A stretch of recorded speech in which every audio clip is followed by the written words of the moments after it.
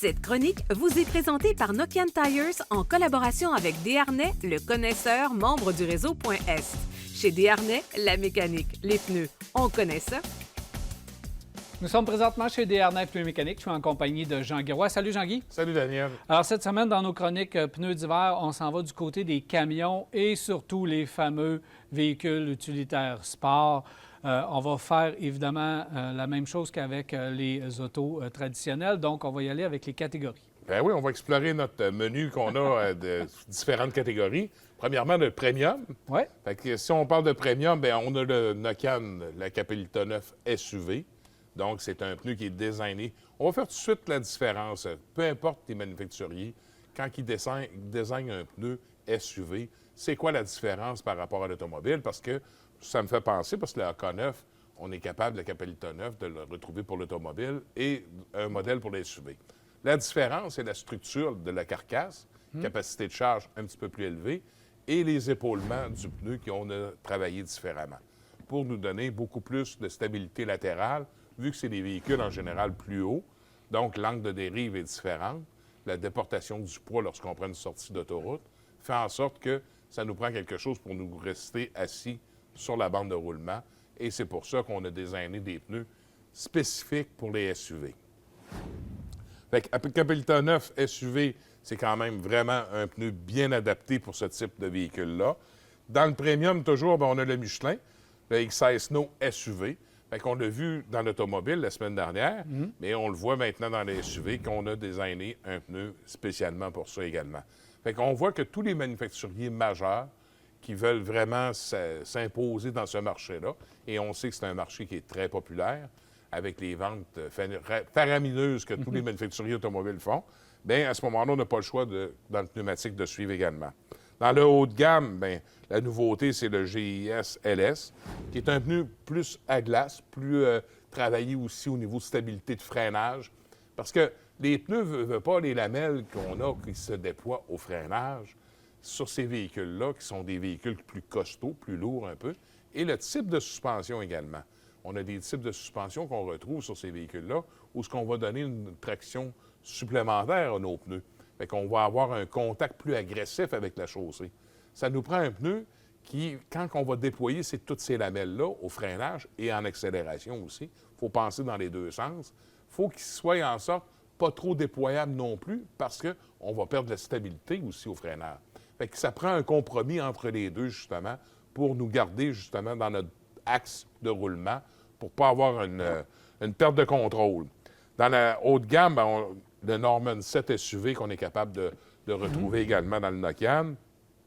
Yokohama, le IceGuard G075 qui fait un très bon travail dans la camionnette aussi. Et le BF Goodrich, le Winter KSI. Winter KSI, rapport qualité-prix, c'est un pneu vraiment intéressant à considérer dans votre magasinage parce qu'il vous en donne vraiment pour son argent. Moi, j'aime bien ce produit-là. Au fil des ans, on l'a développé, on a travaillé la bande de roulement, puis on a été capable de sortir un pneu qui répond vraiment aux attentes qu'on a d'un pneu. Quel type de véhicule, Jean-Guy? Intermédiaires, les SUV intermédiaires, pas pleine grandeur, mais les intermédiaires, on peut avoir Ford Explorer, oui, Honda Pilot, oui, ce genre. Exactement, dans le Toyota aussi, le Forerunner aussi, le RAV4. Highlander, exactement. Ça fait un très bon travail. Également, dans l'intermédiaire, bien, on a deux choses qui sont intéressantes. Le Winter Force 2 SUV, on en a parlé dans l'automobile. On le retrouve dans les SUV également. Et le Ice Pro 3 SUV. Fait que tu vois, tous les produits qu'on a rencontrés dans l'automobile, on a une version SUV justement pour ça. Dans l'économique, bien, le Saloon, le Ice Blazer WST2, qui est quand même un pneu vraiment intéressant au niveau agressivité. Bande de roulement très agressive, mais en même temps, qui est quand même pas si pire au niveau douceur de roulement, qui peut faire un travail bien, puis rapport qualité-prix quand même très, très bon au niveau économique. Après ça, on a la fameuse gamme des pneus homologués pour l'hiver. Ouais. Parlons-en, c'est un pneu, c'est un compromis. Hein? Fait que ce pneu-là, qu'est-ce qui fait en sorte de particulier? C'est qu'on va avoir le fameux pictogramme de la montagne avec le flocon de neige pour nous donner notre réglementation. Fait qu'on revient à l'époque du pneu 4 saisons et également homologué pour l'hiver. Fait que ça, c'est de pneus qu'on se trouve à mettre en équipement sur nos véhicules. OK. C'est quand on veut revenir à l'ancienne méthode du pneu On roule nos pneus à l'année, mais on roule dans le compromis. dans le compromis, autant en été qu'en hiver. Fait que, comme tu le mentionnes, justement, le compromis est très présent dans ce type de catégorie de pneus-là. Et ça fait en plus aussi, au niveau sécurité, c'est so-so quand on a des particularités en des conditions routières qui sont un petit peu plus dangereuses. Mais à ce moment-là, on n'a pas souvent le bon produit pour faire face à cette condition routière-là. Donc, je vais te donner un exemple. On s'en va, puis on a une glace noire, puis on a une gelée qui est très forte, puis il fait froid. Notre caoutchouc va durcir, et on sait que ça fait un caoutchouc qui va durcir, va être beaucoup plus glissant. Fait qu'on peut se retrouver dans des situations un peu fâcheuses avec ces pneus à compromis, là. Peut-être une des raisons pour lesquelles on se dit, voyons, les premiers à prendre le décor l'hiver, c'est des gros camions. Oui, c'est des gros camions. Parce que il ne faut pas oublier une chose, même si on est 4 roues motrices, puis on a un gros véhicule, comme tu dis, puis on est costaud sur la route, puis etc., puis on a des gros pneus, puis tout ça, on est très vulnérable sur des pavés glacés, des pavés mouillés qui viennent comme givrer.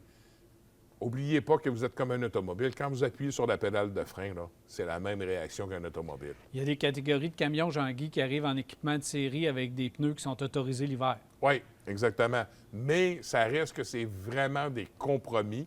On les a tirés par les cheveux pour avoir un pictogramme là-dessus.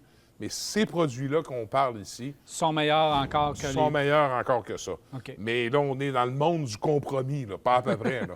Fait que, ce qu'on a en équipement d'origine, qu'on a tiré par les cheveux, En mettant des LT, en mettant les c'est appellations. ça, exactement. Des appellations, on joue là-dessus pour justement essayer de déjouer la loi qu'on s'est donnée, que je trouve qui est une loi intelligente pour la protection, parce qu'on partage la route. Fait qu'en partageant la route comme consommateur, comme utilisateur de la route, bien, j'aime ça savoir que la voiture qui s'en vient devant moi est équipée pour faire face à la situation d'hiver. Elle est bien chaussée, comme moi je l'ai faite. Puis à ce moment-là, on va se rencontrer, puis on a juste à s'envoyer la main, mais on se touchera pas. Chacun va être en sécurité. Chacun va être en sécurité. Surtout avec la COVID, on ne s'approchera pas. Mais par contre, je vais partager la même route avec quelqu'un qui va arriver avec un pneu à compromis comme ça, puis qui va se mettre à zigzaguer devant moi, puis qui va venir en contact avec moi, moi, il va falloir que je sorte de la route. Ça, j'aime moins ça un petit peu. Fait que la route, ça se partage, et la sécurité aussi, il faut en prendre soin, autant pour nous que pour les autres. Avec un pneu de ce type-là, il faut réduire sa vitesse, puis il faut être conscient qu'on a un pneu comme ça. Exactement. Ça, c'est une grande vérité que tu viens de dire là. Si on a, pour des raisons X, Y, Z, choisi de mettre ces pneus à compromis-là sur notre véhicule, il faut être conscient constamment lorsqu'on fait face à des conditions routières qui changent, puis on sait que ça change rapidement. Hein? On peut partir le matin, puis c'est ensoleillé, puis on arrive le soir, on est dans une toute autre surface de route. Il faut être très conscient qu'on a des pneus à compromis pour faire face aux conditions routières d'hiver. Rapidement, un ou deux pneus encore? Un ou deux dans les pneus là-dessus qui sont intéressants. Bien, moi, je trouve que le all-terrain TA KO2 de BF Goodrich, justement, est un dessin de semelle intéressant parce qu'il va garder une certaine souplesse au niveau du caoutchouc. Après ça, bien, on a le Nokian, le Rotiva AT, qui est quand même très, très bien. Puis également aussi le Open Country AT2 de Toyo. C'est des 3 produits que j'ai un petit faible pour eux autres, là, que je serais prêt à avoir un petit compromis que je pourrais accepter. Merci beaucoup, Jean-Guy. Au cours des prochaines semaines, on prépare les véhicules et camions pour l'hiver. Oui, on va être sûr qu'on est sûr avec nos pneus, ça roule en sécurité, mais il faut que le moteur vire bien aussi. Il faut qu'on ait des bons démarrages, puis il faut qu'on roule bien pour se rendre à destination. La semaine prochaine. Merci beaucoup, Jean-Guy. Au plaisir.